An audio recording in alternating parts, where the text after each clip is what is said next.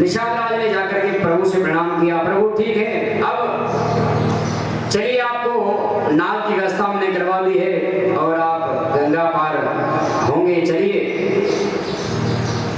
भगवान ने कहा, वो सब लोग कह रहे थे कि हमारी तो छुट्टी, हमारी तो छुट्टी, हमारी छुट्टी है। राम जी ने कहा, अरे निषाद, ये सब लोग तो कह रहे हैं हमारी छुट्टी छुट्टी छुट्टी है।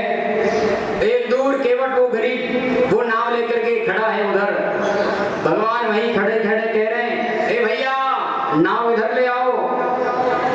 उसके पास वाले ने सुन लिया, उसने कहा, महाराज हमारी तो छुट्टी है। अरे भैया तुम्हें नहीं, तुम्हारे से आगे वाले को कह रहा हूं, नाव ले आओ, नाव ले आओ। भगवान नाव को मांग रहे हैं, मांगी नावन केवट आना,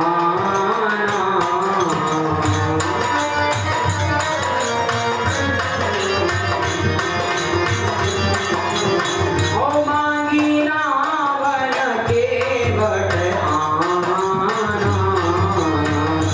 कहीं तुम्हारा परम में जाना।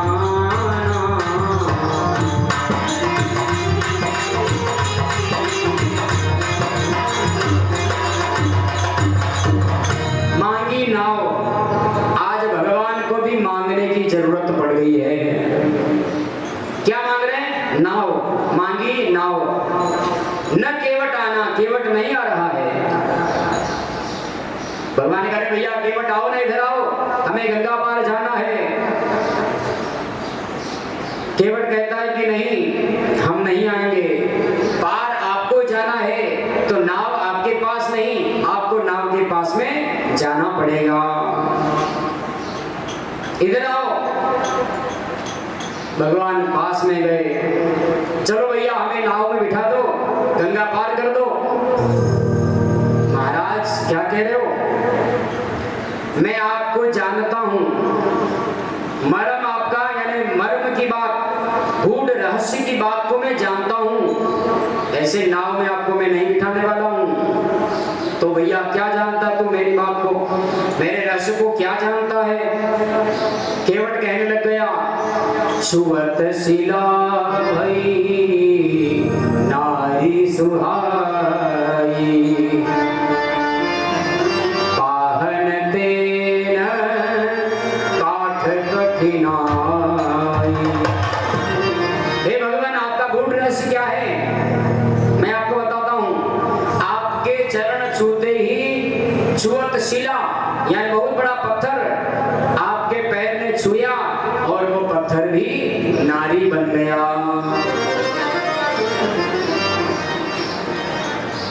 तो मेरी तो ये लकड़ी की नाव है, पत्थर भी नारी बन सकता है, तो ये लकड़ी की क्या औकात? तरण्यु मुनि घरणी होई जाई,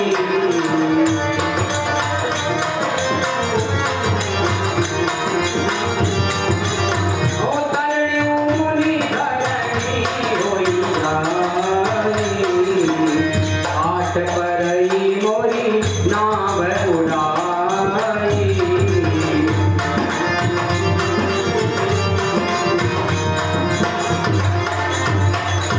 महाराज पत्थर भी नारी बन गया तो मेरी लकड़ी की नाव है, इसकी क्या औकात है? तरण्यो मुनि घरणी होई जाई, आपके चरण पड़ते ही ये घरणी माने स्त्री बन जाएगी, और जब स्त्री बन जाएगी तो मेरे घर में पहले ही एक स्त्री है, उसका भी लालन पालन बड़े मुश्किल से होता है, तो दो दो का मैं कैसे संभालूंगा? एक का ही पेट नहीं भरा रहा है तो दो का कैसे भरूंगा? और चलो ठीक है, दो का भर लूंगा, लेकिन भरूंगा कैसे? मेरी नाव ही नहीं रहेगी, हैं? नाव चला करके मैं गुजारा कर लेता हूं, लेकिन नाव ही नहीं रहेगी तो फिर मेरा तो धंधा ही चौपट हो जाएगा, धंधा ही मेरा खत्म हो जाएगा। इसलिए मैं आपको अपनी नाव में कैसे बिठाऊं? तो भगवान ने कहा, कैसे क्या बिठाओ? बिठा लेना भाई। बोले नहीं नहीं नहीं, अगर आपको जाना ही है तो मेरी सुन लीजिए। क्या? बोले आपके मैं चरण पहले धोऊंगा, पहले पग आपके धो लूं, कहीं चरण रज लगी होगी तो वो साफ हो जाएगी, फिर बाद में नाव में बिठा दूंगा। पद कमल धोई चढ़ाई नावन नाथ उतराई चलो।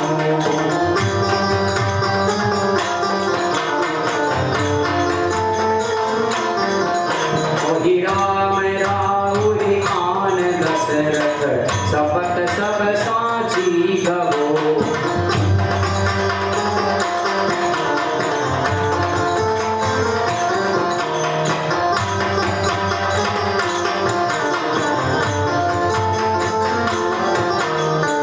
उसने कहा हे नाथ, नाव में तो बिठा दूंगा लेकिन आपके चरण पखारूंगा, पग धोऊंगा, फिर आपको नाव में बिठा दूंगा। वैसे तो आपके चरण मेरी धोने की कोई औकात नहीं है, फिर भी आज मैं चरण धोऊंगा क्योंकि मेरी इच्छा है चरण धोने की, इसलिए चरण ही धोऊंगा। केवट अपने पूर्व जन्म को याद दिला रहा है। चरण क्यों धो रहा है? क्योंकि केवट जो है ना, पहले जन्म में कछुआ था। कछुआ कौन था? कछुआ। भगवान लक्ष्मी और नारायण समुद्र में रहते हैं ना, समुद्र में रहते हैं, क्षीर सागर में। तो ये कछुआ जो है भगवान के चरण छूने की ओर बढ़ा, भगवान को प्रणाम करने के लिए कछुआ आया। तो लक्ष्मी जी ने क्या किया? उठा करके कछुए को दूर फेंक दिया। ये कछुआ कहाँ जा रहा है? भगवान के पास। फिर कछुआ धीरे धीरे चलता चलता भगवान के पास आया, फिर लक्ष्मी जी ने उठा करके फेंक दिया। ऐसे ही 2-4 बार आया कछुआ, भगवान के चरण स्पर्श करना चाहता है, प्रणाम करना चाहता है, लेकिन लक्ष्मी जी उसको फेंक देती है। तो ये इसके प्राण निकल गए। इसकी इच्छा थी कि मैं भगवान के चरण स्पर्श करूं, तो दूसरे जन्म में वही इच्छा लेकर के केवट बन करके आया। आज ये कह रहा है कि मेरी इच्छा है कि मैं आपके चरणों को पखारूंगा, बिना चरण धोए नाव में नहीं बिठाऊंगा। और आपकी हमारी वैसे तो जाति एक ही है। क्या कहा केवट ने? आपकी जाति और मेरी जाति एक है। लक्ष्मण ने कहा ए भील, क्या कह रहा है? भील, तेरी जाति तो भील है, हम क्षत्रिय है, तेरी और हमारी जाति एक कैसे है? केवट ने कहा आपसे बात नहीं कर रहा हूं, आपकी जाति होगी अलग, लेकिन राम जी की और हमारी तो एक ही है। लक्ष्मण ने कहा कैसे हो सकती है? तू जानता नहीं मुझे, मैं क्षत्रिय हूं, अभी तीर चलाऊंगा, यही ढेर कर दूंगा, अभी मार डालूंगा तुझे। केवट ने कहा अरे ये तो बहुत बढ़िया हो जाएगा। तब तो बढ़िया कैसे होगा? केवट ने कहा कि देखो मैं मरूंगा तो पहली बात तो ये कि मैं नरक में कभी जाऊंगा ही नहीं, नरक में कभी जाऊंगा ही नहीं, और जाऊंगा तो भी मान लो वहां पूछेंगे कि किसने मारा, तो मैं कहूंगा राम जी के छोटे भाई लक्ष्मण ने मारा। कहां पर मारा? बोले गंगा जी के किनारे पर मारा। किसके सामने मारा? बोले राम जी के सामने मारा। तो यमराज की यातना तो मुझे मिलेगी ही नहीं, इसलिए बहुत बढ़िया तुरंत मारो। बरु तीर मारहु लखन पे जबी दिन पाय पखारी हो।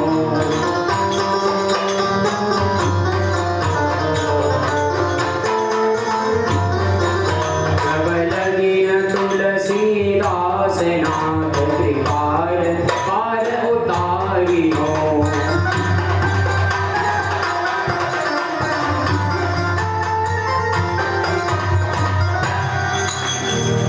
उसने कहा कोई बात नहीं लक्ष्मण, मुझे मारेंगे तो मर जाऊंगा, मरने के लिए तैयार हूं। भगवान ने कहा चलो ठीक है भाई, छोड़, जो तू करना चाहे जल्दी कर ले। केवट की ऐसी बातें सुनकर के प्रभु मनी मन में मुस्कुराने लगे। तो केवट कितना जानकार है। चरणों को पकड़ना चाहता है, चरणामृत लेना चाहता है, पूर्वज का उद्धार करवाना चाहता है। सुन केवट के बेन, वाणी को सुन करके भगवान हंसने लग गए। प्रेम लपेटे अटपटे बिहसे करुणा एन, चितई जानकी लखन तन। राम जी उसके वचनों को सुन करके हंसने लग गए। लक्ष्मण जानकी की ओर देख करके भगवान ने कहा चलो ठीक है भैया केवट, ला जल्दी ला जल लिया और चरण धो ले, हमको देर हो रही है आगे जाने की, जल्दी कर, बेगी आए जल पाए पखारूं, जल्दी ले आओ।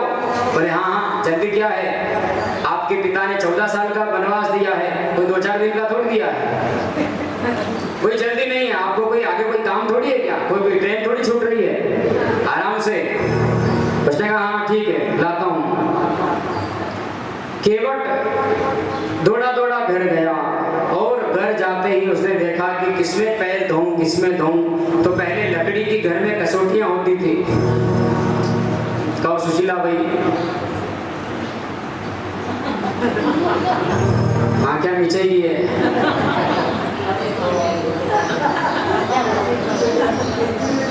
केवट सोच रहा है कि मैं किसमें धोऊं। भाई पहले लोहा का बर्तन तो चलता नहीं था, तांबा पीतल शीशा आदि जर्मन जस्ता। उस समय जो है लकड़ी की कसौटी, उसने देखा चलो इसी में धो लो।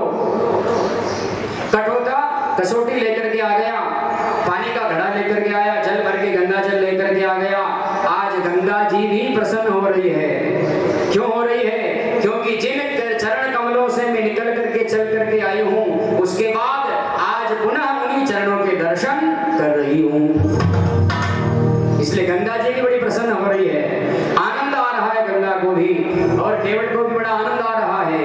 अति आनंद उमगी अनुराग,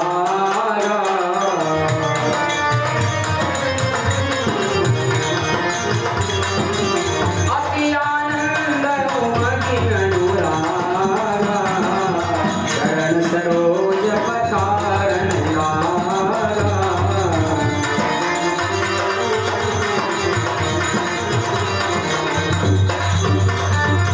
आनंद उमड़ गया है, गंगा जी भी आनंद से भर गई, केवट भी आनंद से पत्नी को लेकर के आया, चलो चरण धोएंगे हम।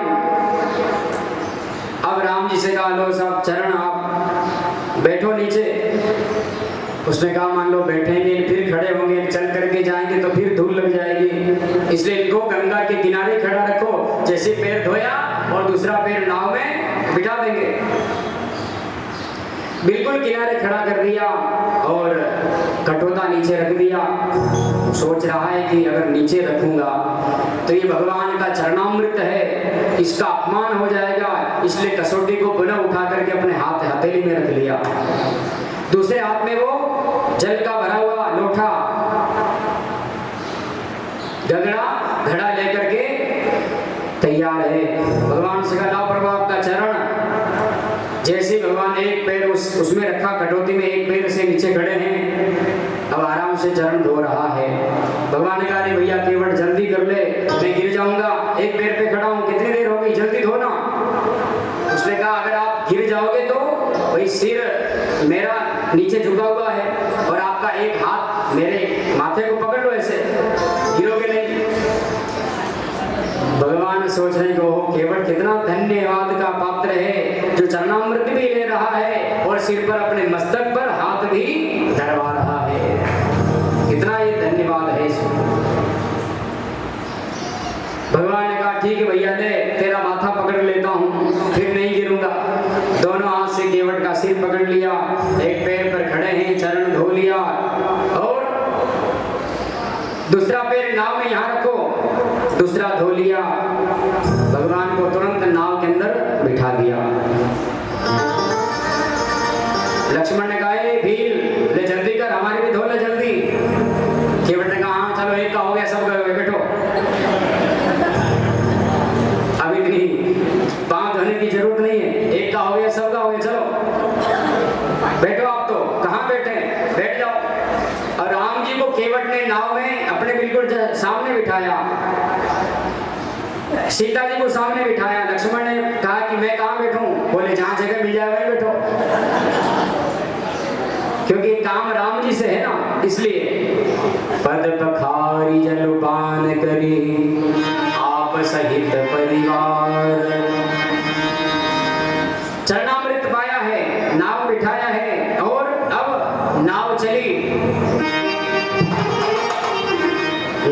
तो केवट धीरे धीरे नाव चला रहा है और गंगा मैया से प्रार्थना कर रहा है। क्या प्रार्थना कर रहा है केवट?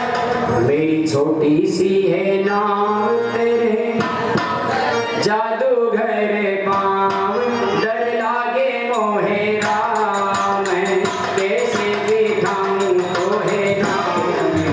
ओ मेरी छोटी सी नाव तेरे जादूगर पाँव, डर लागे मोहे राम, कैसे बिठाऊं तुम्हें नाव में।